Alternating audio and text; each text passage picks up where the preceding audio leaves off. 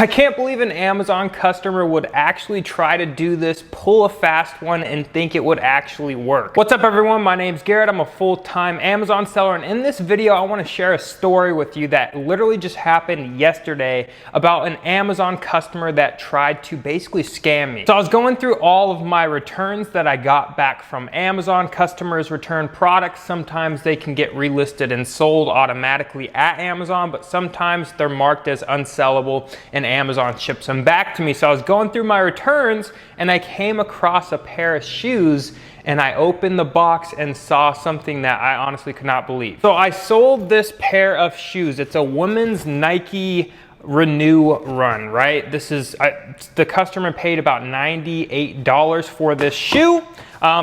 If you're new to selling on Amazon, maybe you do sell on Amazon with shoes, you get quite a bit of returns, and a lot of times they're gently worn, sometimes they're extremely worn, but every so often you get customers that try to pull a fast one and they ship you a completely different pair of shoes. If you guys know anything about shoes, this is not a Nike Renew Run. This is a Nike Air Max, like Flyknit or something, right? And if you can see, they are completely beat to death. Like, these are worn into the ground. So a lot of times what happens is customers will, one, order the same shoe model, just put their old pair in the box, return it, and try to pull a fast one this way. But this is just an example of a customer not even thinking that they can just put a completely different pair of shoes and get away with it. So when I opened the shoe box and actually saw that the shoes didn't match, they were completely worn. A lot of times it's very hard to get your money back from Amazon, because if you're doing FBA, you have to go by Amazon's return policy, and that return policy states, which includes like the reimbursement policy, that if it's customer damage, us as the sellers, we don't really get reimbursed for it unless Amazon damages it. So opening a case with Amazon, if you're new to Amazon or you've been selling on Amazon, you know the seller support is not there for us sellers, right? Amazon seller support absolutely sucks. So basically what I try to do is I tried to open a case with Amazon. I provided the receipt that came with the return receipt. I provided the picture of the return label on the box. I provided a picture of the shoes, and I also provided the reference Amazon listing with the correct pair of shoes. And lo and behold, within like 15 minutes, you get that automated response saying, this item is not eligible for reimbursement. So that's the whole point of this video. I want to educate you guys and show you the process of how to not let Amazon customers do this to you, pull a fast one on you, and basically steal from you. You got to jump through some hurdles to get a reimbursement, but like I said, if this was like a $15 item, not a big deal. I'll take the $7 loss. It's not really worth my time getting on the phone with Amazon, which I'm going to go over how to do so. But this is a $100 pair of shoes, and it just really ticked me off that they're just basically stealing. They're thieves.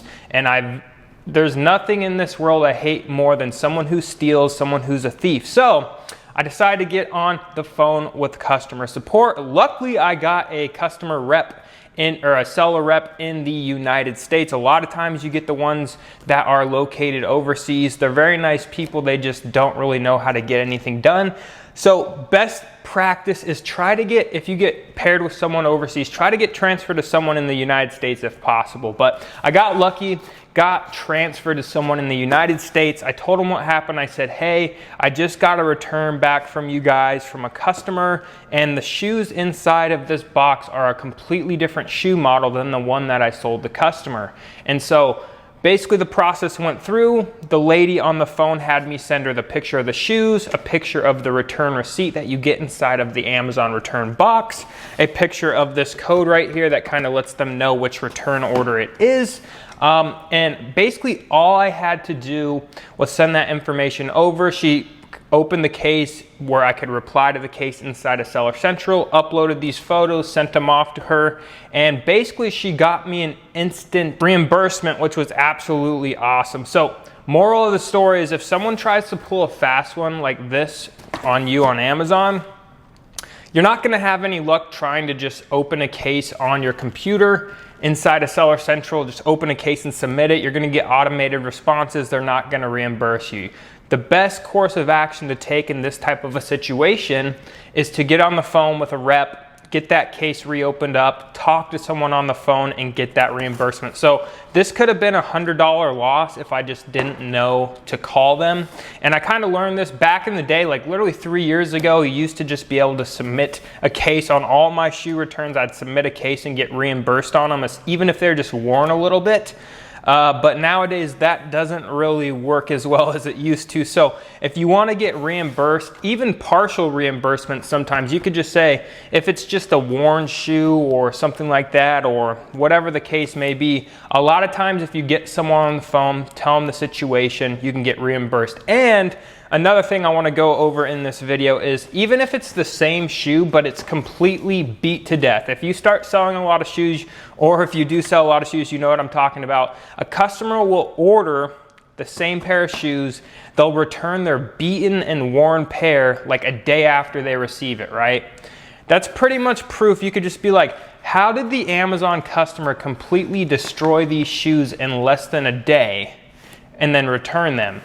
And then you kind of explain what they did was they just returned their old pair and kept the new pair. So you can get reimbursed that way as well. But wanted to share this story with you guys. This is not to scare any of you off from selling on Amazon. This type of a situation doesn't happen that often, and I'm someone who sells anywhere from 1,000 to 2,000 pairs of shoes per month on Amazon. So it doesn't happen that often to me. So if you're someone looking to start selling like shoes or something, just know this type of stuff does happen. Don't be afraid to call up Amazon, get them on the phone, get that reimbursement, because with shoes, monetizing your returns is a big part of selling shoes on Amazon, because the return rate's really around 15-16%. So just want to share that with you guys. Don't let customers rip you off, steal from you. If you're an Amazon customer and you pull this crap, please don't. You don't realize you're not hurting Amazon, you're hurting small business owners like myself. But thought I would share this with you, show you my course of action, what I did to get reimbursed. Not that big of a deal, but I thought for those of you who might just be getting started in the business could be helpful. If you're new to the channel, definitely consider subscribing for more Amazon related content. Check out the Arbitrage University, my training program where I teach you how to go from zero to a successful Amazon arbitrage business. But that's gonna wrap it up for this one, guys, and I'll see you on the next video.